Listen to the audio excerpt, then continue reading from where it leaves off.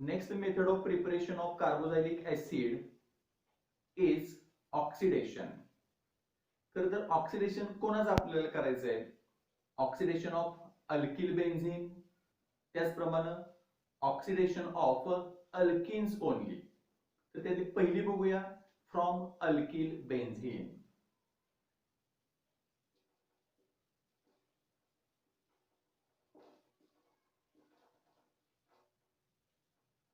Alkyl बेन्झीनचं oxidation करण्यासाठी आपल्याला dilute nitric acid, alkaline, acidic, potassium permanganate म्हणजेच KMnO4, क्रोमिक ऍसिड असे वेगवेगळे ऑक्सिडायझिंग एजंट्स वापरता येतात. So see, alkyl benzene is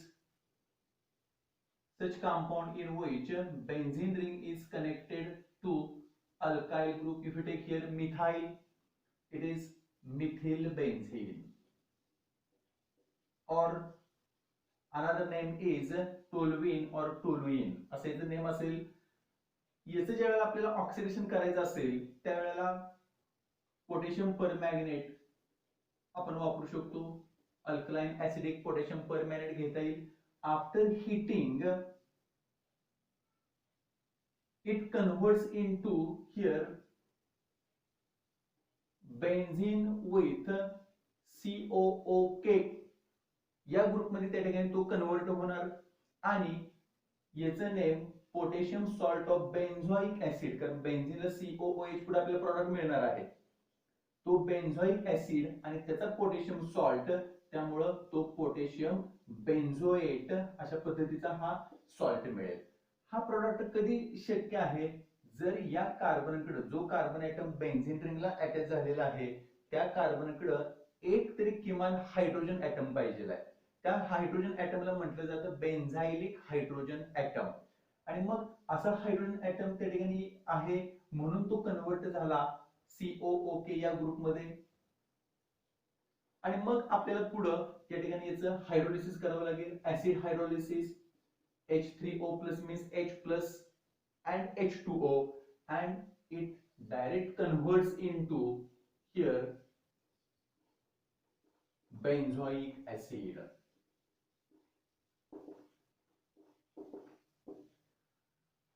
इथं एक कार्बन ऍटमचा आपण ग्रुप घेतला.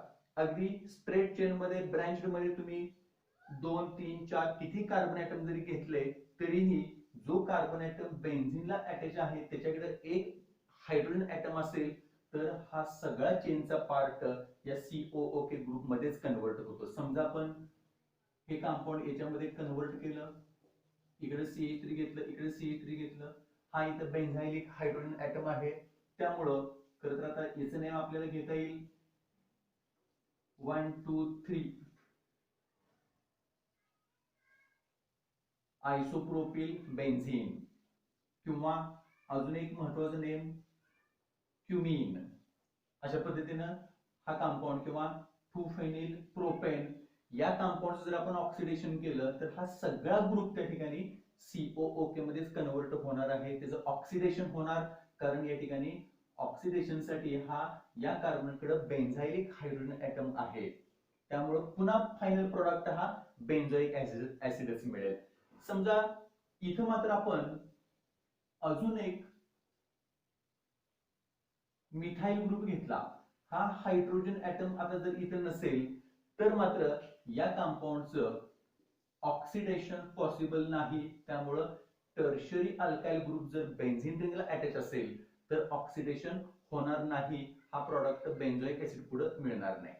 ठीक आहे. याचा अर्थ या कार्बनकडे किमान एक बेन्झाइलिक हायड्रोजन आपण त्याला म्हणतो तो जर असेल तरच मग कितीही कार्बन ऍटमची ती ब्रँच असेल, लॉंगेस्ट चेन असेल, ती कन्वर्ट होणार आहे पोटॅशियम बेन्झोएट मध्ये आणि फायनल प्रोडक्ट मिळेल त्या ठिकाणी benzoic acid. Okay. Then next method, that is from alkenes. Alkene पासून कार्बोक्सिलिक ऍसिडचं प्रिपरेशन, याच्यासाठी सुद्धा आपल्याला ऑक्सिडेशन मेथड्स वापरायची आहे. जे आपल्या सिलेबसला एक्झाम्पल्स आहेत ते आपण घेऊया. Here benzene with CH double bond CH2. याचा पॅरेंट असा असणार CH2 डबल बॉन्ड CH2 इथिन, आणि एक इथिन मधला हायड्रोजन आपण रिप्लेस केला बेन्झीन न, म्हणजेच हे कंपाऊंड होईल फेनिल इथेन.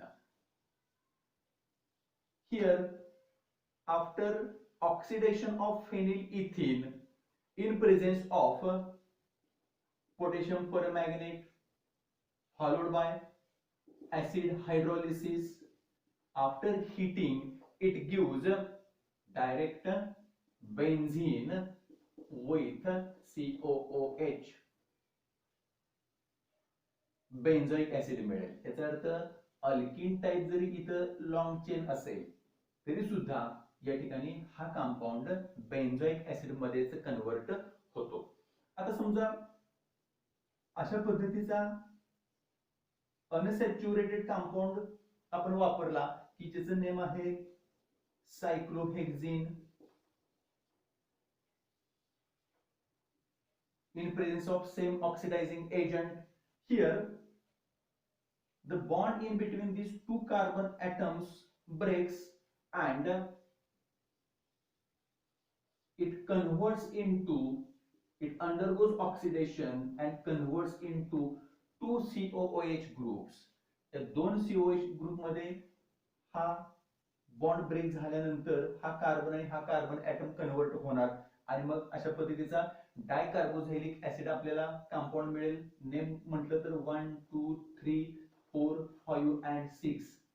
आपण क्लासिफिकेशन ऑफ कार्बोझायलिक ऍसिड मध्ये पाहिलेलं आहे की दोन कार्बोझायलिक ऍसिड आणि इथं आता तसं बघायला गेलं तर हा कार्बन कार्बन कार्बन कार्बन दोन बॉन्ड्स आहेत, त्यामुळे H2 असे अटॅच करावे लागतील. याचाच अर्थ हा कंपाऊंड होणार आहे HOOC CH2 4 times COOH means hexane 1,6 dioic acid, or another one name is adipic acid. याचा अर्थ सायक्लोहेक्झिन ऑक्सिडेशन केलं की ऍडिपिक ऍसिड मध्ये त्या ठिकाणी कन्वर्ट होतो. ठीक आहे. Last method of preparation of carboxylic acid that is from solid CO2, solid carbon dioxide, किंवा त्याला म्हटलं जातं dry ice. Carbon dioxide gas under pressure जर त्या ठिकाणी कॉम्प्रेस केला अतिशय कमी टेम्परेचरला तर तो थोडासा असा fume type foam type solid मध्ये कन्वर्ट होईल. दिसताना तो तसा दिसेल, त्यामुळे सॉलिड CO2 त्याला म्हटलं जातं, किंवा ड्राय आईस थोडासा व्हाईटिश असा बर्फासारखा त्याचा कलर असेल, कोरडा बर्फ असे त्याला म्हटलं जातं. फॉर्म्युला लक्षात ठेवा त्या ठिकाणी CO2. तर सॉलिड CO2 पासून कार्बोझायलिक ऍसिड मिळवत असताना त्याच्याबरोबर ग्रिग्नार्ड रिएजंट ऍड करणं गरजेचं.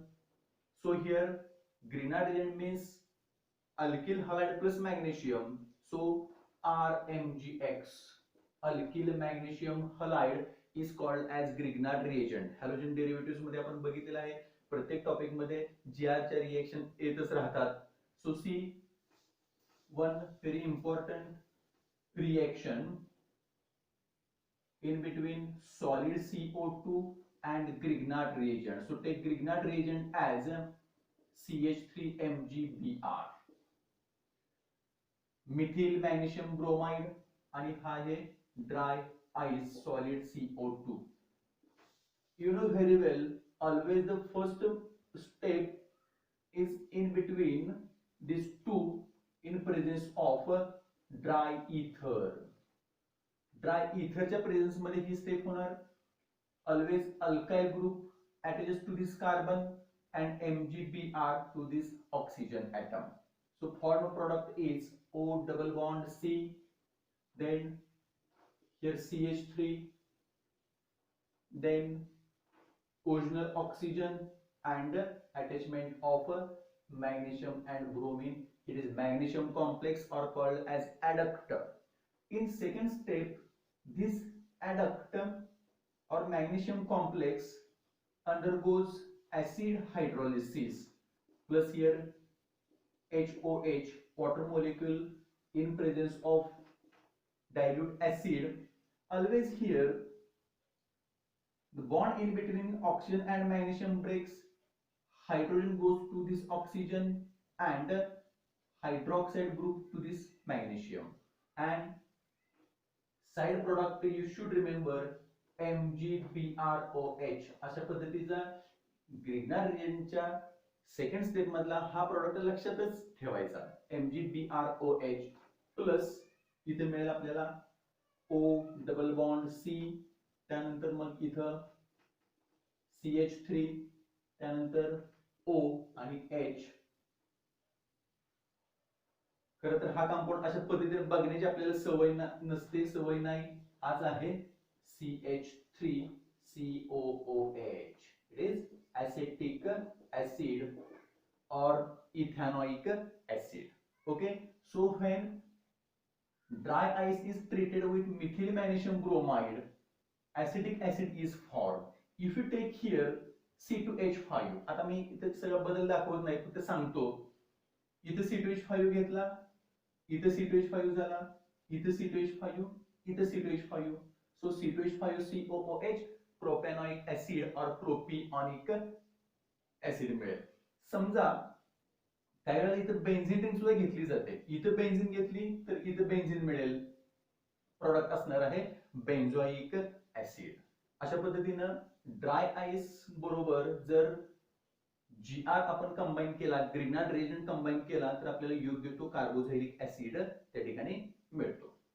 अगदी सीईटी साठी तुम्हाला एका स्टेप मध्ये जर प्रोडक्ट मिळवायचं असेल तर कशा पद्धतीने दाखवता येईल? O double bond C double bond O plus CH3MgBr. या ठिकाणी हा CH3 म्हणजेच अल्काइल ग्रुप या कार्बनला नेहमी अटॅच करायचा आणि हा O H मध्ये फक्त कन्वर्ट करायचा, म्हणजेच मिळेल या ठिकाणी इथे CH3 गेला, CH3COOH. अशा प्रकारचा हा ऍसिड मिळतो.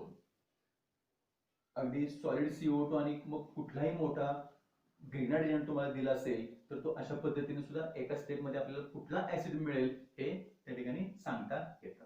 ओके, अशा पद्धतीने सगळ्या कार्बोझायलिक ऍसिडच्या प्रिपरेशन मेथड्स आपण कंप्लीट केलेल्या आहेत. Okay, thank you.